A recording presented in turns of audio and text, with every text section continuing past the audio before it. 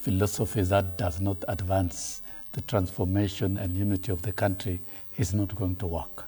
The president is concerned about key fundamental issues to move the country forward. The transformation agenda. Stability of his government being one of them. Listen, no, just allow me. You've asked. You've allowed him. I'm just contributing to your comment. No, Stability of government is something very key for William Ruto. It's key. You've allowed him to speak all what he thinks, all the negative imagination and now you get that he can imagine from the rest of the world. But when I get the same time, you want to it is disrupt. Your time now. It is you want to disrupt. Yes. So allow me.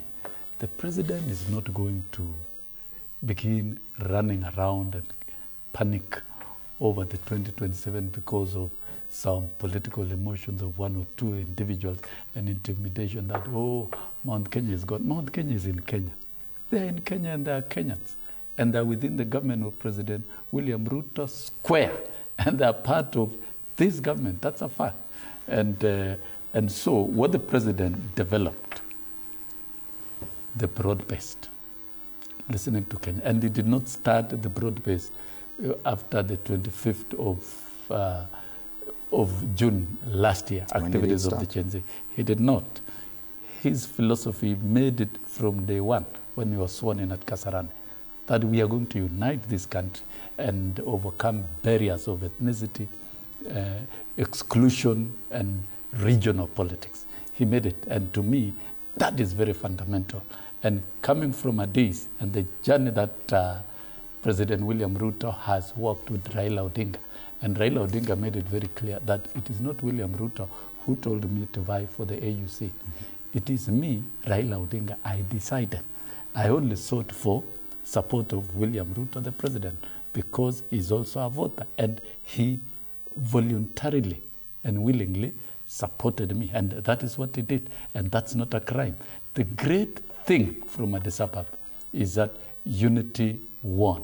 The victory from Addis Ababa from Kenya is that unity won. And that unity will come to the country. And those imagination that, oh, this group has gone here, this group has gone there, that has gone there.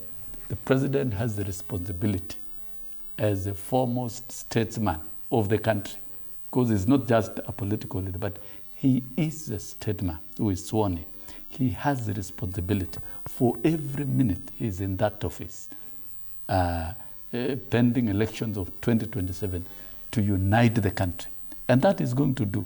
And some of these little things, emotions and happenings and meetings, it is democracy. You call them little things, but it comes at a cost. This unity comes at a cost. So therefore, how costly will it be? Unity comes at a cost. Mm-hmm. If we are trying to bring peace in Sudan, and you can see the type of reaction, those are expected challenges. And that process will go on. It will be very costly. Could it eventually be too costly for us to unite the country here? Mm-hmm. You must practice a lot of concession and be reasonable and be flexible. And so saying, oh, ODM will come and demand this, oh, this is what will happen, those are just mere projection. But I think the most fundamental thing a president must do is to unite the country, bring the people together, and there will be the naysayers. The naysayers will have their democratic space. Mm-hmm. That's how we have worked in this country. Those who want to poke holes and predict how things will get worse and what should have been done and what should not have been done. We are a country that accommodates critics. Mm-hmm. So the likes of Sifuna, the likes of Babu Awino, they are free also to think the way they are thinking, to engage. Okay. Because at the end of the day, we are in one common political ecosystem that determines the transformation of the country that is going to affect everybody. President William Ruto, yes. Let me finish. President William Ruto is not going to promote exclusion. Mm-hmm. Never. Okay. And exclusion has been this thing called winner takes it all.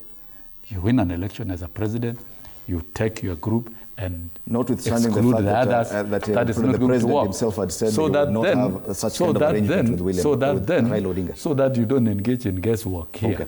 There's a question I'd asked you, Dr. Mbai, and I don't think I got an answer. It's about the risk for ODM, because that's what we're talking about here. The looming takeover of powerful parliamentary committees by Raila Odinga's allies could be a double-edged sword.